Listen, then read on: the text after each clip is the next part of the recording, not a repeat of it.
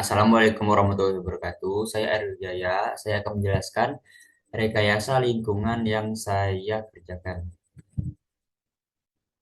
Pendahuluan, rekayasa lingkungan ada ilmu yang fokus pada perancangan, pengembangan, dan penerapan teknologi serta strategi untuk meminimalkan dampak negatif aktivitas manusia terhadap lingkungan. Selanjutnya, analisis prinsip rekayasa lingkungan preventif. Pertama, limbah padat berupa sabut kelapa dari buah kelapa dikumpulkan untuk dijual ke penjual pupuk organik. Dan selanjutnya, limbah berupa batok kelapa yang dikumpulkan untuk dijual langsung ke pembuat kerajinan dan pembuat arang. Analisis prinsip lingkungan, prinsip rekayasa lingkungan. Yang selanjutnya, limbah cair berupa air kelapa biasanya langsung dibuang ke tanah. Selanjutnya, kuratif.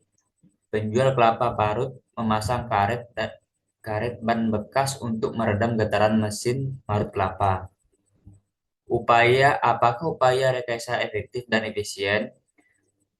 Preventif, upaya menjual sabut kelapa kepada penjual pupuk organik merupakan bentuk pemanfaatan limbah organik dari industri kelapa.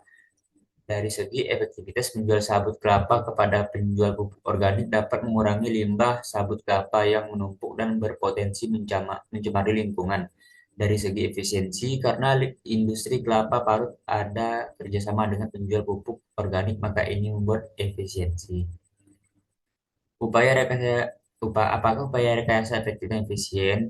Yang selanjutnya, upaya menjual batok kelapa adalah upaya untuk memanfaatkan limbah kelapa.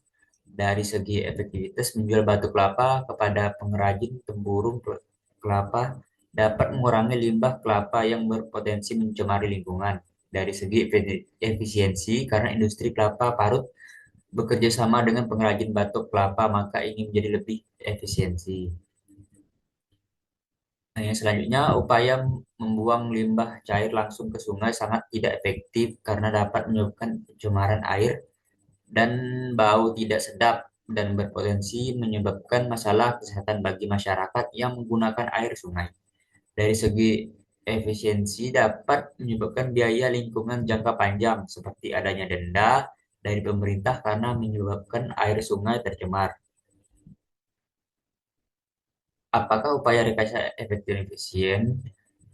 Selanjutnya kuratif, efektif. Upaya pemasangan peredam getaran pada mesin pemarut kelapa dapat membantu mengurangi getaran dari mesin dan mengurangi suara bising dari getaran mesin pemarut kelapa. Dari segi efisiensi, memasang peredam getaran dari karet dan biayanya lebih murah. Rekomendasi upaya rekayasa lingkungan preventif, limbah cair berupa air kelapa, pengolahan limbah air kelapa dengan cara fermentasi menjadi nata de coco. Berdasarkan kajian Pusat Penelitian dan Pengembangan Biologi Lembaga Ilmu Pengetahuan Indonesia atau LIPI, tiap 100 gram nata de coco terdiri dari 20 gram karbohidrat, 20 gram lemak, 146 kalori, 2 miligram fosfor, 0,5 gram zat besi, 12 miligram kalsium, dan 80% air. Selanjutnya, berikutnya, keunggulan pengolahan limbah air kelapa dengan metode fermentasi menjadi nata de coco. Proses pembuatan nata de coco menggunakan bakteri Acetobacter kalium yang mampu mengubah gula dalam air kelapa menjadi sulosa dalam bentuk nata. Ini merupakan proses alami tanpa penggunaan bahan kimia berbahaya, sehingga lebih ramah lingkungan dibanding metode pengolahan limbah lainnya. Haryadi 2010. Rekomendasi upaya rekayasa lingkungan kuratif, memanfaatkan ban bekas sebagai peredam bisa menghemat biaya karena bahan bakunya mudah didapat dan seringkali tidak memerlukan biaya besar. Sekian, terima kasih.